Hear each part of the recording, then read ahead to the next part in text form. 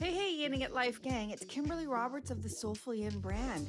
I'm here to dish out all things about traditional Chinese medicine, Yin Yoga, reflexology, and of course, I'm here to disrupt your mind. So, thanks so much for pressing play on today's episode. Let's do this. We talk about this heat. I mean, honestly, I love it. But there was a time in my life where the kind of heat that we're experiencing, well, at least here in most of the Northern Hemisphere, was just not doable for me. Like I suffered so much with the heat, exhaustion, rage, lack of sleep, you name it, like lack of appetite. Everything came with the heat. But now, thanks to some beautiful techniques, including Yin Yoga, which I'm going to talk about today, I'm now like totally okay with the heat. I mean, I do have AC and I love to sleep with AC, and it's actually, far more beneficial to sleep in a cool environment than it is in a hot. But on a day-to-day basis, I love to just be out in the heat. Now, of course, sunscreen and all for sure. So let's talk about today about how Yin Yoga can cool you down, and in more ways than one, because right away, most people assume when I say, well, Yin Yoga can help you cool you down, they're like, well, yeah, like you're barely moving and you're low to the ground. So of course, like you're not exerting a lot of physical energy. So yeah, you wouldn't generate a lot of heat. But here's the thing. I've been in some yin yoga poses where I've actually generated a shit ton of heat in my body.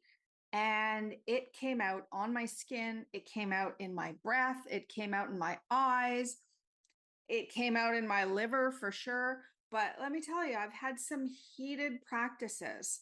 So, yin yoga can help you cool down physically, but it can also help you cool down mentally and emotionally. And that's kind of more of what I want to talk about, because most of us think on a physical level, well, yeah, if I'm low to the ground and I'm not really moving and I'm sitting there or I'm laying in a pose and my eyes are closed and I'm breathing and I'm in the moment, like, of course, I'm going to feel cool. But you can also feel pretty heated in those moments too.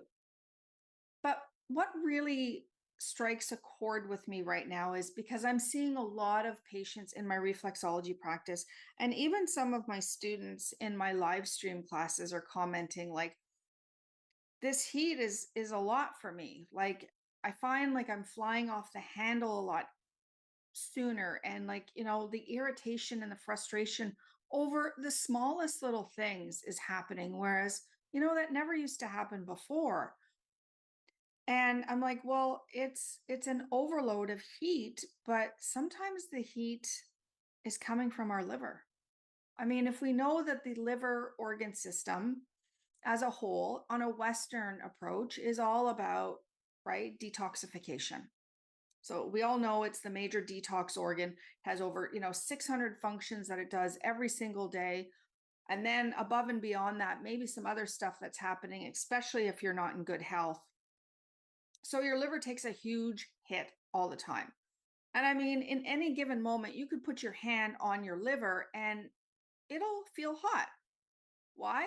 Because it's doing something. It's filtering something, whether it's something we put in our body, whether it's something we put on our skin, maybe it's something we're absorbing from, the world outside, like even like mentally and emotionally, the thoughts that we have, it's all processed through the liver. Like that organ is always doing something. So it should never feel cold, but sometimes it could feel like it's almost burning. And it can also feel sometimes really tired. This is why we call, that term sluggish liver, because sometimes it's just like it's trying to do what it's meant to do, but it's having a hard time doing it. And I really want to emphasize just the connection between our thoughts, our emotions that get produced as a result of those thoughts, and how that impacts our liver. Because at the end of the day, at the end of all of that, what ends up happening is your reality, what shows up in your life, is a mirror of what you've been thinking, feeling, and the emotions that have been associated. And sometimes when we're overheated physically because of, a lot of heat, which is happening right now, especially in the northern hemisphere, we have, really volatile weather conditions. And, some days it's like 35 without even the humidex. And then other days it's like, 15. And when you layer on the humidity, and especially depending on where you live, like I live in Ottawa, so we're in kind of a valley. And so we really absorb the humidity a lot. So it's not just the heat, but it's the humidity that slows us down. And it causes the liver to have to function even harder, right? And most of us, sadly, this still astonishes me to this day, but most people are still chronically dehydrated. They don't drink enough water. Like I will see patients on my massage table like 5 days a week, and I'm working on their feet in a reflexology treatment. And I'm like, have you had any water today? And they're like, yeah, I had like half a glass. And I'm like, and it's like 2:30 in the afternoon. And I'm like, you're dehydrated. And they're like, really? And I'm like, can you not tell? But here's the thing, like when you don't drink enough water, you get dehydrated. This just starts to become your normal state of being, and you don't know any different. But your liver is having to work harder. And let's not make it work harder by dehydrating ourselves, putting crappy processed foods into our body, and also crappy, and I'm going to say processed thoughts in our mind. The ones that, like self sabotaging thoughts, the ones where, we don't think we're good enough, we're not worthy, we're not deserving. Everybody hates me, no one loves me. I hate the world. Like all of these really negative, toxic thoughts that we, put in our own mind, but then the ones that we also pick up from other people, whether it's family, friends, social media, the news. Like, let's not even go there talking about the news, how toxic that is for your liver.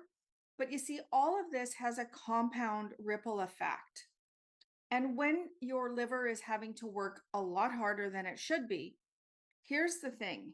And this is in Chinese medicine. In Western medicine, they won't agree with this statement, but in TCM, in traditional Chinese medicine, the thing is that your liver is filtering your thoughts. The liver loves like an easy going disposition, like go with the flow kind of mentality. So anytime we create resistance, and especially resistance with our thoughts or resistance that we pick up from other people or, the environment around us or the world, the liver has to filter that too.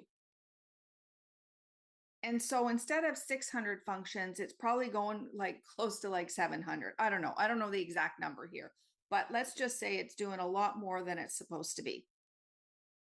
And what I have found in my yin practice, which is really cool, because for me, the physical stretch is just a given. I mean, I say that all the time. Like it's part of the practice. I know it's there. And I know if my hips are super, super tight, I will often make the correlation of like, oh, okay, my hips are like a little bit tighter than they usually are today. What kind of thoughts have I been thinking?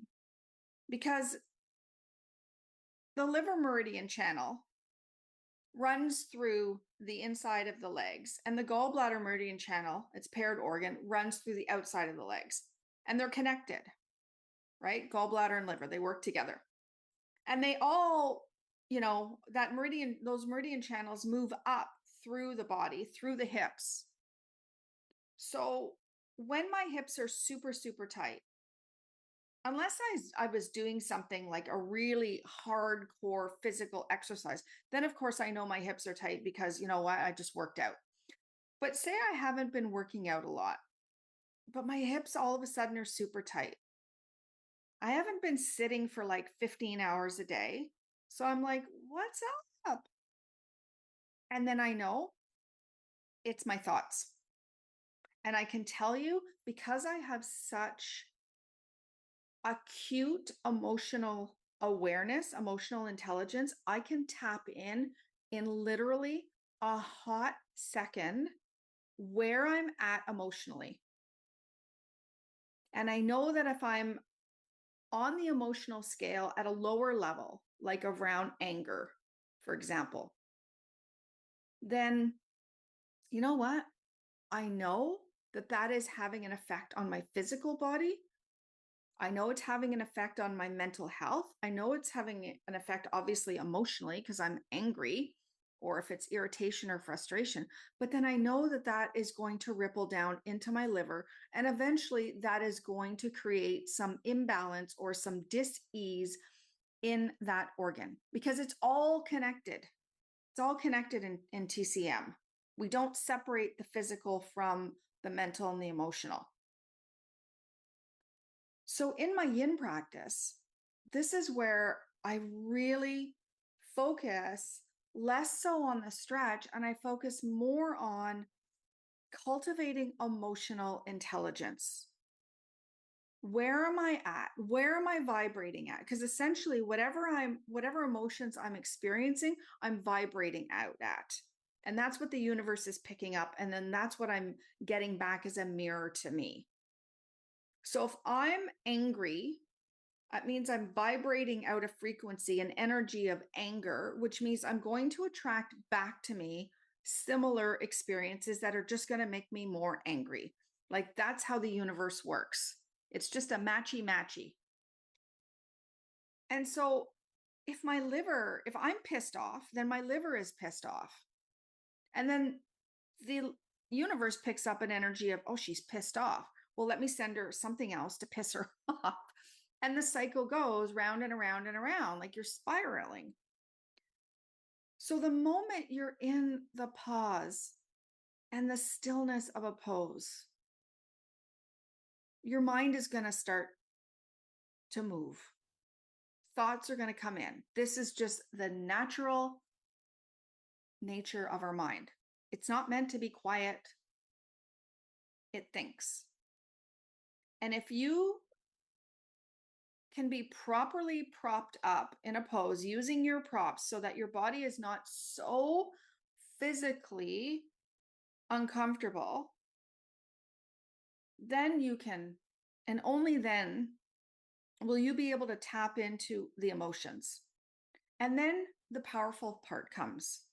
The awareness kicks in, and it's like, oh, if I say I'm having a negative thought, I'm like, do I really want to continue to think that? Like, how is that going to serve me? And for me, it's even more than that. So if I notice a negative thought coming up in my mind, I'll be like, okay, I'm noticing that. And let's face it, people, we're human. Nobody's up on a pedestal with 100% of the time pure thoughts. It's not possible. So I'm not lesser of a human because I get angry.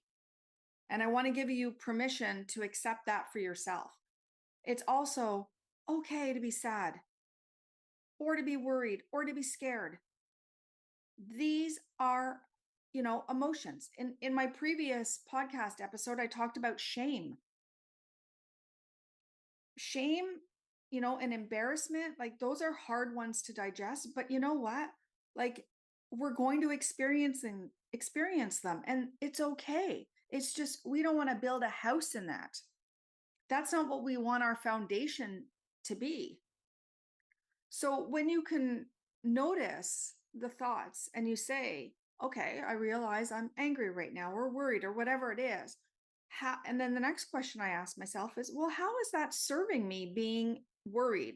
Or how is that serving me being angry?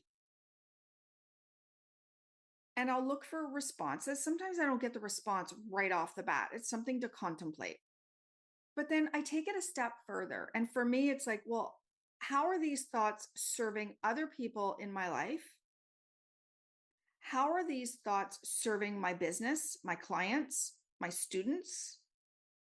And then I take it up a notch to the highest level. And I'm like, how are these thoughts serving the world? Because I'll tell you, if I'm angry all the time, I'm not serving me. I'm not serving you.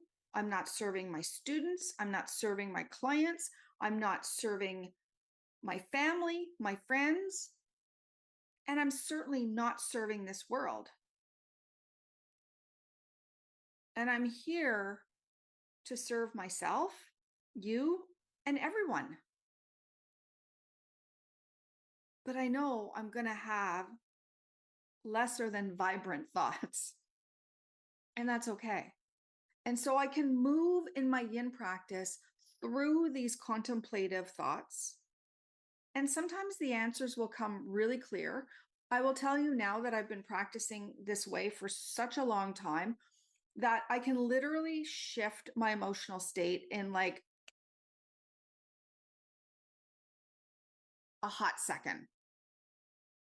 I really can, because I know that every time I'm either angry, worried, scared, doubtful, I know the ripple compound effect that that is sending out into this world. And it's not what I desire, because I'm not just here to live my extraordinary life. I'm here to help you live your extraordinary life. So if I'm not vibing that, you're not going to pick up that vibe.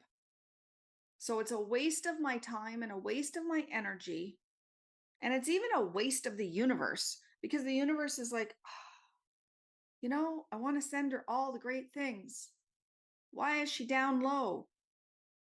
Move up the vibrational scale, girl. I got things to send you.